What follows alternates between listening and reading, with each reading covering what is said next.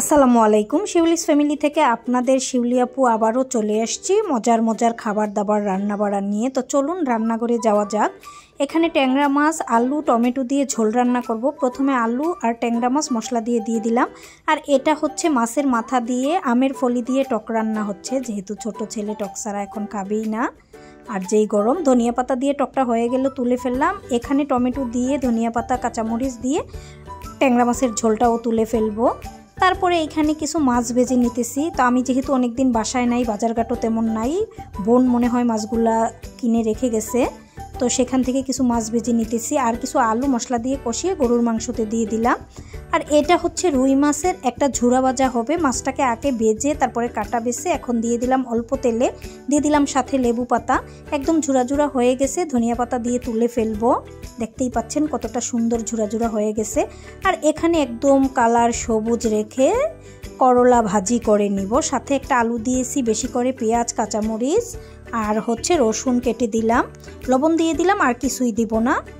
তারপরে এটা হচ্ছে একটা চেপা শুটকির ভর্তা হচ্ছে, দেখতেই পাচ্ছেন। রসুন, পেঁয়াজ, তারপরে কাঁচামরিচ হালকা করে দিয়ে করে ফেললাম। আর এটা হচ্ছে মুরগির মাংস ঝোল করে রান্না হচ্ছে আলু ছাড়া।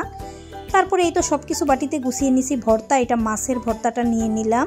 তারপরে এইখানে এই যে কিছু টক বেড়ে নিলাম, দেখতেই পাচ্ছেন।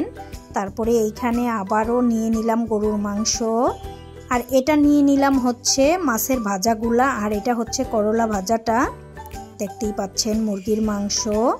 আর তারপরে নিয়ে নিলাম বাটিতে ট্যাংরা মাছের ঝোল। তো এখন আমি বড় ছেলে চলে যাব মেয়ের ননাসের বাসায়, যেহেতু আমার বেআইন খুব অসুস্থ, উনি ব্রেন স্ট্রোক করছে। সবাই দোয়া করবেন যেন খুব তাড়াতাড়ি সুস্থ হয়ে যেতে পারে। তারপরও আলহামদুলিল্লাহ বেআইন অনেকটা ভালো আছে, হসপিটালে প্রতিদিনই নিচ্ছে। আর এখন এই তো বক্সের মুখগুলা, ঢাকনাগুলা ঢেকে দিলাম। তারপরে এখন ব্যাগে করে চলে যাব এই তো জিয়ারির বাসার উদ্দেশ্যে, দেখতেই পাচ্ছেন।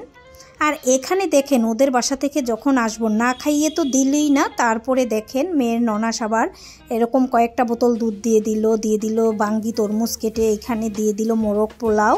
যেহেতু আমরা মা ছেলেরা তিনজন, সেজন্য মনে হয় 3টা ডিম দিয়েছে। আর আমার বিয়ের কাজ দেখেন, যেহেতু আমি বাংলাদেশে ছিলাম না, তাই গাছের বেল অনেক আগেই পেকে গেছে। একটা বেল গাছে অনেক কষ্ট করে বেয়াই এটাকে পারেনি, যে যখন পড়বে। তো আমার ভাগ্যে মনে হয় একটা বেলই ছিল, দিয়ে দিল। আর এখন হচ্ছে সন্ধ্যাবেলা বাসায় আসলাম মাগরিবের পর, এসে দেখি নিচে কিশোর গ্যাংয়ের পোলাপান, এত যে মারামারি লাগলো। একটা লোক অটো দিয়ে যাচ্ছে, তাকে অটো থেকে নামিয়ে একদম মাথা ফাটিয়ে দিয়েছে। তো আসলেই কিশোর গ্যাং বাংলাদেশে এতটা আনাচে কানাচে ছড়িয়ে ছিটিয়ে ভরে গেছে, প্রশাসন এদিকে নজর দেওয়া উচিত, তাদেরকে শিক্ষা দেওয়ার জন্য।